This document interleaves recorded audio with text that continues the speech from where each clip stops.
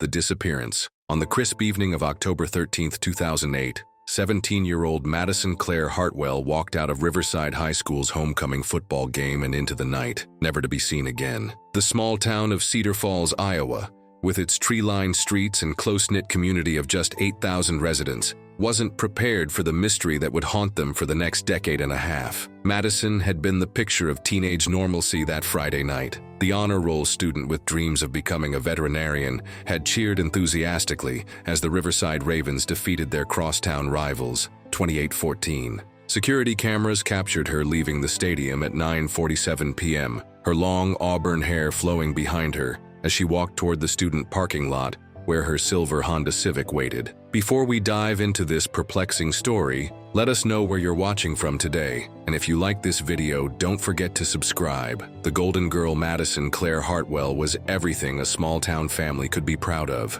Born on March 15, 1991, to David and Susan Hartwell, she had grown up in the yellow Victorian house on Maple Street, where 3 generations of Hartwells had lived before her. Her father worked as the town's only veterinarian, while her mother taught 3rd grade at Cedar Falls Elementary. At 17, Madison stood 5'6" with bright green eyes that seemed to sparkle when she laughed. She maintained a 4.0 GPA while juggling her roles as student council treasurer, varsity tennis player, and volunteer at her father's animal clinic. Her younger brother Tyler, then 14, would later tell investigators that Madison had been excited about homecoming week, particularly the dance scheduled for the following Saturday. She was planning to wear Mom's old prom dress, Tyler remembered, his voice breaking during the police interview. She'd been talking about it for weeks. Madison never missed important events. She wouldn't just disappear. The investigation begins. When Madison failed to return home by her 11 p.m. curfew, David Hartwell immediately drove to the school. Her Honda Civic sat untouched in the parking lot,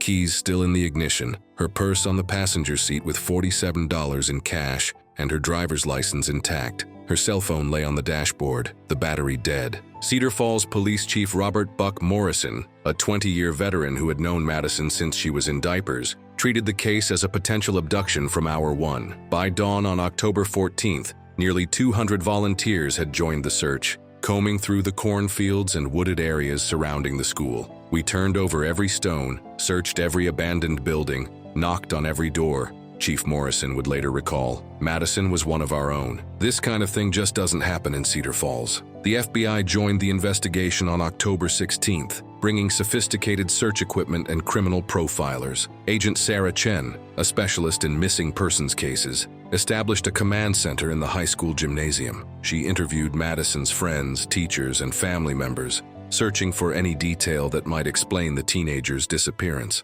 Following false leads, the investigation initially focused on Tommy Richardson, a 19-year-old who had recently graduated from Riverside High and had been seen arguing with Madison outside the school library the week before her disappearance. Tommy, who worked at his father's auto repair shop, had asked Madison to homecoming, only to be politely turned down. She said she was going with friends, Tommy told investigators, his hands shaking as he spoke. I was embarrassed, maybe a little angry, but I would never hurt Madison, never. Security footage from the night of October 13th showed Tommy leaving the game at 9:15 p.m., 32 minutes before Madison's departure. His alibi checked out. He had driven straight to his girlfriend Jennifer Walsh's house in the neighboring town of Millerville. Arriving at 9:45 p.m., Jennifer's parents confirmed his presence, and cell phone records supported his timeline. Another lead emerged when Madison's best friend, Ashley Porter, revealed that Madison had been receiving anonymous text messages for several weeks before her disappearance. The messages,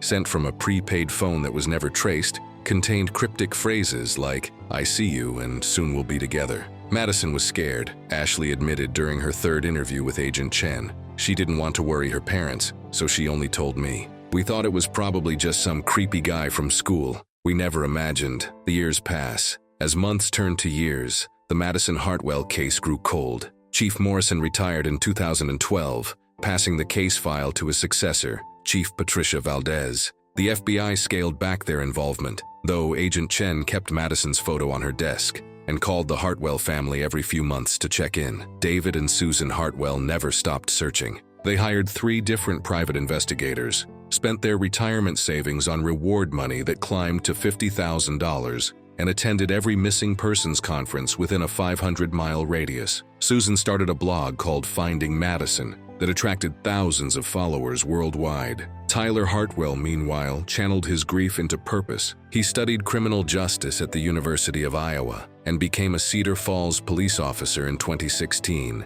His badge number 1547, Madison's birthday in numerical form. Every year on October 13th, he organized a candlelight vigil in the high school parking lot where his sister had last been seen. "She's still out there somewhere," Tyler would tell the assembled crowd each year, "and we're going to find her." The garage sale discovery. On Saturday morning, June 18, 2023, retired librarian Margaret Kim was driving through the affluent Willowbrook neighborhood of Des Moines, Iowa, when she spotted a garage sale sign.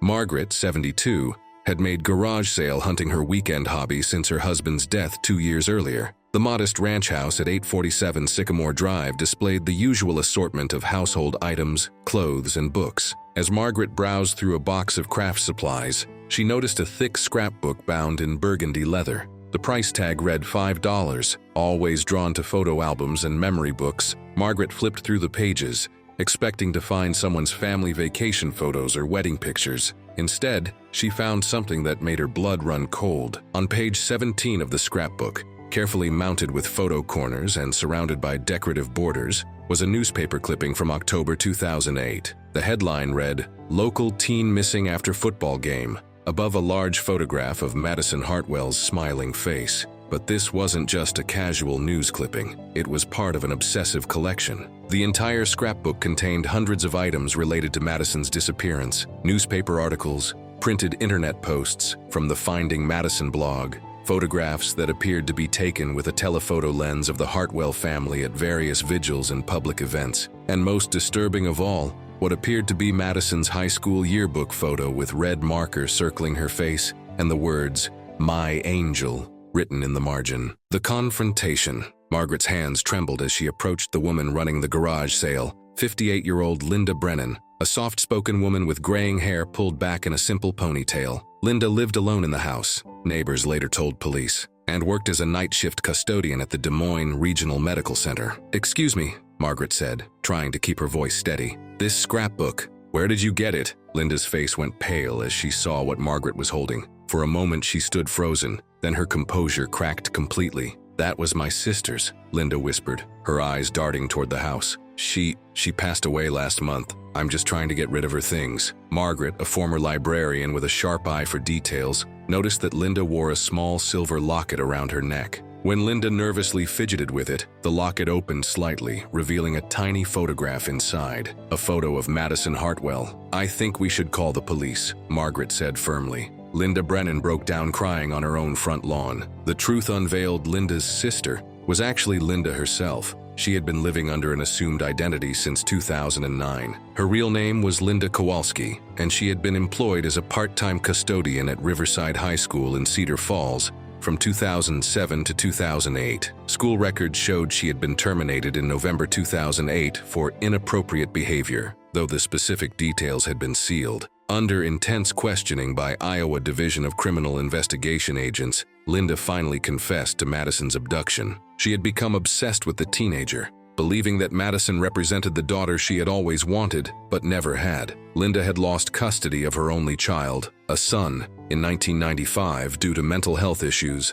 and had lived alone ever since. On October 13, 2008, Linda had been hiding in the school parking lot when Madison left the football game. She had disabled Madison's car earlier that evening and waited nearby. When Madison approached her vehicle and found it wouldn't start, Linda approached offering help. "I just wanted to talk to her," Linda sobbed during her confession. "She was so perfect, so beautiful. I thought if I could just spend time with her, maybe she could understand how much I loved her." Linda had driven Madison to an abandoned farmhouse 40 miles outside Cedar Falls, a property she had inherited from her grandmother. There, she had kept Madison imprisoned for 3 days, trying to convince the terrified teenager that they could be a family together. Justice and Closure Linda led investigators to the location where she had buried Madison's body on October 16, 2008, the same day the FBI had joined the search. The abandoned farmhouse sat on 80 acres of overgrown land that had never been included in the search area because Linda's connection to the property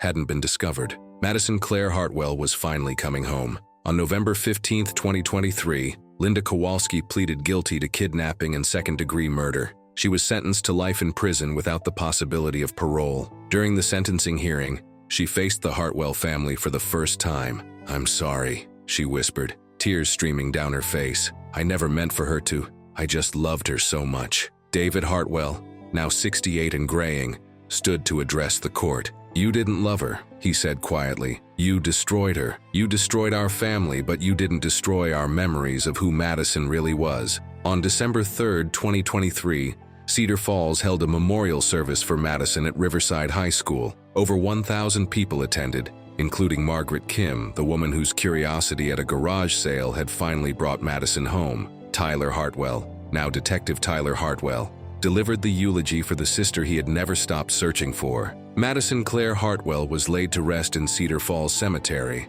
on a hill overlooking the town she had loved. Her gravestone reads simply, "Beloved daughter and sister, found at last." The Madison Hartwell case reminds us that sometimes the smallest discoveries can solve the biggest mysteries, and that the love of a family never truly dies. In Cedar Falls, Iowa, they still hold a candlelight vigil every October 13th, not for a missing girl anymore, but for a found daughter who can finally rest in peace.